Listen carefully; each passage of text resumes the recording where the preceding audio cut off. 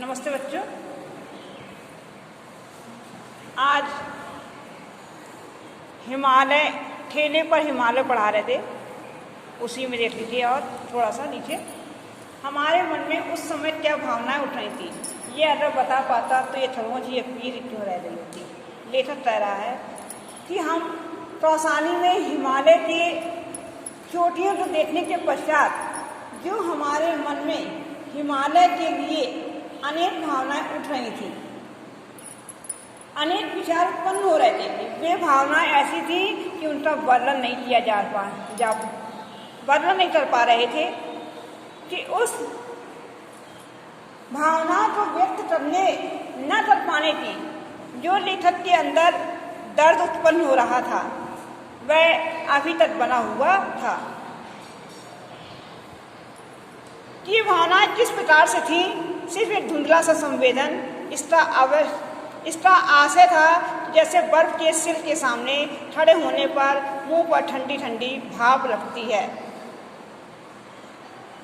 कह रहे हैं कि ये भावना किस प्रकार की थी, जिसका अस्पष्ट सा एहसास कराते हुए लेखक कह रहा है कि जैसे उस समय कुछ ऐसा अनुभव हो रहा था कि जैसा बर्फ की सिल्ली, बड़ी सी कोई बर्फ की सिल्ली हो और उसके पास जब खड़े होते हैं तो उसकी भाप, उससे जो ठंडी ठंडी भाप का अनुभव होता है, उसके व्यक्ति अनुभव जब मनुष्य को होता है तो उसके चेहरे पर एक अजीब सा आनंद प्राप्त होता है।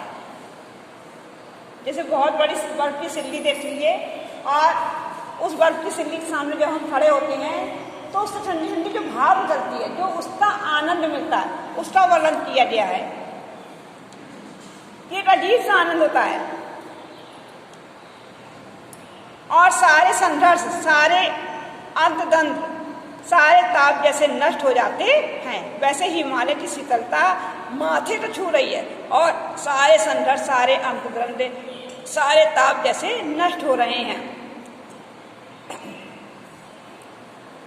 कह रहे हैं कि वैसा ही आनंद लेखक को हिमालय की बर्फीली चोटियों को देखकर प्राप्त हुआ था कि जैसे बर्फीली चोटी, उस समय लेखक को लगा कि हिमालय की जो शीतलता है उसके मस्तक का स्पर्श कर रही है। हिमालय की शीतलता लेखक के मस्तक को स्पर्श कर रही है और उसके मन मस्तिष्क के जितने संघर्ष चल रहे थे, जितने उसके दिमाग में, जितने उसके मन में जो संघर्ष, जो विचारधाराएं उत्पन्न हो रही थी, वह उस हिमालय की चोटी को देखकर उसके सारे कष्ट जो होते हैं वह दूर हो जाते हैं। क्यों पुराने साधकों ने दैहिक, दैविक और भौतिक कष्टों को ताप कहा था और उसे नष्ट करने के लिए वे क्यों हिमालय जाते थे, यह पहली बार मेरी समझ में आ रहा था कि जो हमारे यहाँ दैहिक, दैविक और भौतिक, दैहिक मीन्स शारीरिक और दैविक मीन्स देवताओं के द्वारा, जो प्रकृति के द्वारा, और भौतिक माने जो हमारी भौतिक सुविधाएं होती हैं, जो कष्ट उनसे मिलते हैं, ठीक है। दैहिक से जो शारीरिक कष्ट मिलते हैं और दैविक से जो प्रकृति के द्वारा, जैसे बाढ़ आ जाना, ठीक है, बिजली गिरना, भूकंप आना, ये सब क्या है, ये दैविक कष्ट होते हैं। और भौतिक जो हमारे घर में किसी प्रकार की सुख सुविधा नहीं होती है, उसको हम भौतिक बोलते हैं। तो जैसे वहाँ कष्ट होते हैं, सारे ताप जैसे नष्ट हो जाते हैं। तो कह रहे हैं कि ये हिमालय क्यों जाते थे, ये पहली बार समझ में आ रहा है। हिमालय पर जाने पर वहाँ पर इन सब चीज़ों से शांति मिलती है। जैसे किसी मंदिर में जाते हैं, मंदिर में बैठते हैं तो वहाँ पर भी बहुत ही शांति प्राप्त होती है। ऐसे लेखक कह रहा है कि हम वहाँ पर हिमालय पर पहुँचे तो ये सारे कष्ट जो थे हमारे दूर हो गए थे। आज के लिए यहाँ पर इतना ही है। और दूसरा क्वेश्चन देख लीजिए। पहले कह रहे हैं पाठ और लेखक का नाम, फिर कह रहे हैं रेखांकित अंश की व्याख्या। हमने अंडरलाइन कर दी है, आप लोग भी अंडरलाइन कर लीजिएगा यहाँ से। तीसरा क्वेश्चन है, लेखक ने पुराने साधकों का उल्लेख क्यों और किस लिए किया है। लेखक ने पुराने साधकों का उल्लेख क्यों और किस लिए किया है। तो कह रहे हैं कि हिमालय पर लेखक जब गया और जिस दिन उसे हिमालय के दर्शन हुए तो पुराने साधकों को शारीरिक, दैविक और सांसारिक कष्टों को ताप करने का उसका ये उद्देश्य था कि उनको नष्ट करने के लिए हिमालय पर जो तपस्या करने जाते थे उसकी शीतलता को और सुंदरता को देखकर जो आनंद प्राप्त होता था उसी को कहा गया है कि उसको देखकर सारे कष्ट जो हैं वह लेखक भूल जाता है। चौथा क्वेश्चन है, लेखक ने अपनी भावनाओं के बारे में क्या कहा है?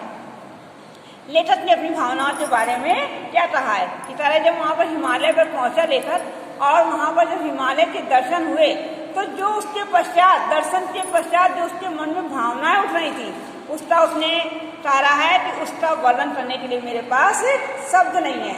यदि वह उस सुख का वर्णन कर पाता तो उसके मन में उस सुख को अव्यक्त न कर सकने की पीड़ा ही क्यों होती। यदि कह रहे हैं कि हम इस सुख का वर्णन कर पाते तो हमारे मन में जो दर्द है जो हम वर्णन नहीं कर पा रहे वो हमारे दर्द हमारे मन में नहीं रहता। एक और देख लीजिए आप इसके बाद, देखिए दूसरा पैराग्राफ देख लीजिए। सूरज डूबने लगा और धीरे धीरे ग्लेशियरों में पिघली केसर बहने लगी। कहना है कि लेखक बर्फ से ढकी पर्वत की जो चोटियां थी उन पर जब सूर्य अस्त हुआ तो लाल लाल किरणें जो थी उन चोटियों पर पड़ रही थी। शाम के समय जब सूर्य अस्त हो रहा था तो उस हिमालय की जो चोटियां थी उन चोटियों पर सूर्य की लाल लाल किरणें पड़ रही थी। वह ऐसी प्रतीत हो रही थी जैसे ग्लेशियर से जो पानी बह रहा था उससे सूर्य की अरुण जो थी आभा के मिल जाने से ऐसा लगता था, उससे सूर्य की किरणें जो सूर्य की चमक थी उससे मिल जाने से ऐसा लगता था कि मानो केसरी पिघल कर बह रही हो, मानो केसरी सूर्य की जो किरणें थी उन चोटियों पर गिरने से ऐसा प्रतीत हो रहा था जैसे केसर पिघल कर बह रही हो। बर्फ कमल के लाल फूलों में बदलने लगी, घाटियां गहरी नीली हो रही थी। बर्फ जो थी कमल के लाल फूलों में बदलने लगी थी।